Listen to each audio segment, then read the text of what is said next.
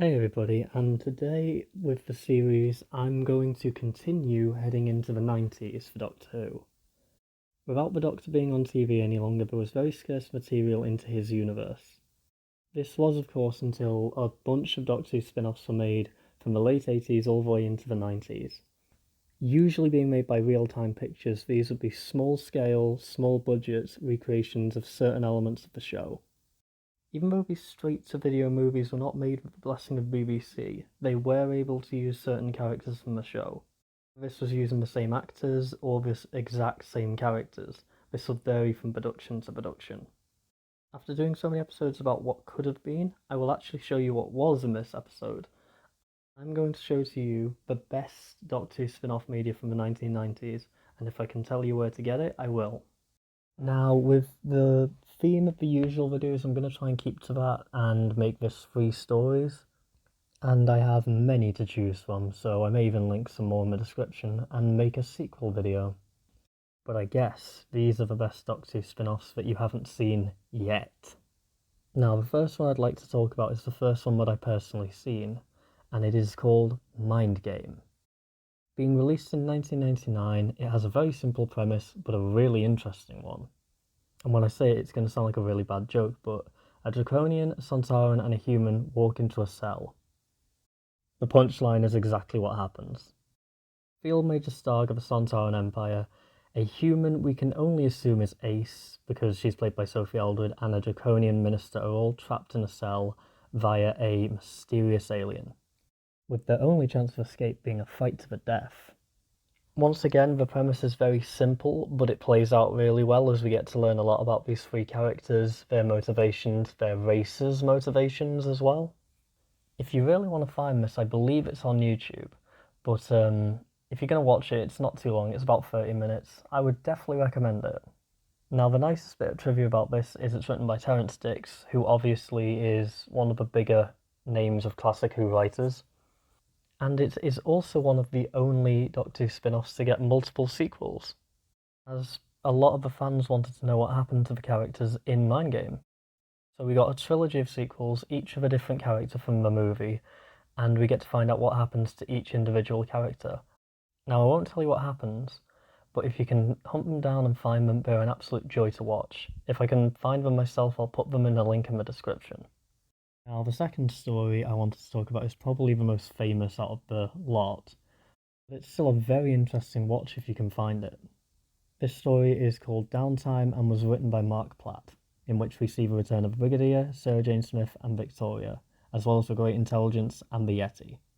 And Professor Travers from the Web of Fear as well. This story sees Sarah Jane and the Brigadier pulled into a plot by the Great Intelligence to take over the world by hacking computers and infecting them. This plot would have also seen Victoria from the Second Doctor's era working with the Great Intelligence, as she is now the leader of the New World University Institution, where all the students have been brainwashed by the Great Intelligence. In order for the Great Intelligence's plan to work, they need one final locus in order to be able to hack all the computers in the world. They believe that the Brigadier has this and try to get information out of Sarah Jane Smith about Brigadier and about UNIT. Sarah Jane, of course, lies to these people and goes back to UNIT to find the Brigadier, and they reunite after a few years, and they have to stop the threat. Now, I won't lie to you guys, I have very little memory of this story, but it sounds like a hell of a lot of fun. With so many Doctor Who concepts being remade and being put in the same story, it is a wonderful little love letter to the series, I think. And if you want to purchase it these days, you can buy it on Amazon for about £10. I will put the link in the description.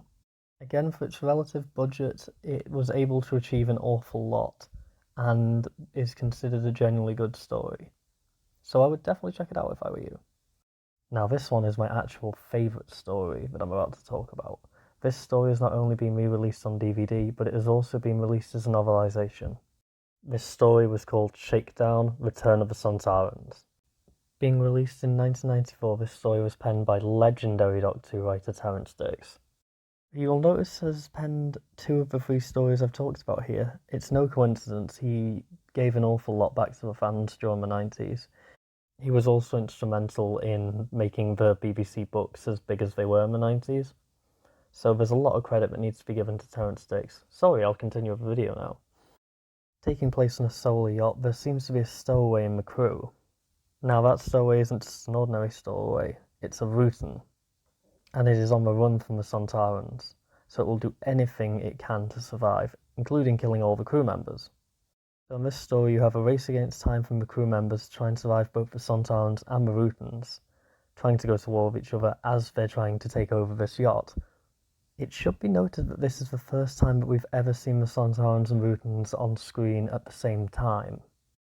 For the most part, it's pretty good. We get to learn a bit about the characters, we get to understand why they want to survive, what's waiting for them at home, etc. And it's just really well done. For the fact that it was made on like a shoestring and there's only 3 Sontarans, I think, and 1 Rutan, it does work really well, to be honest.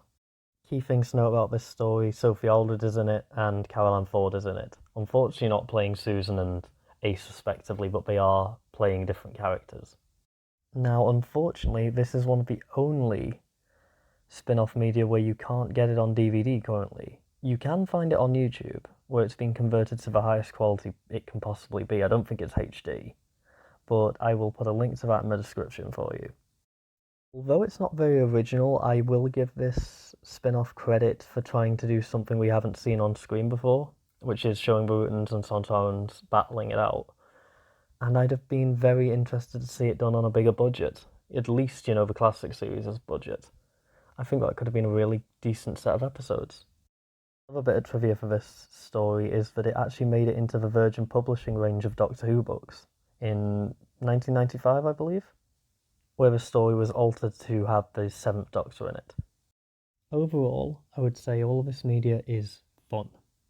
I would not go as far as to say that it's the greatest bit of Doctor Who media ever. I wouldn't call it a gold mine of gold, you know? It's good.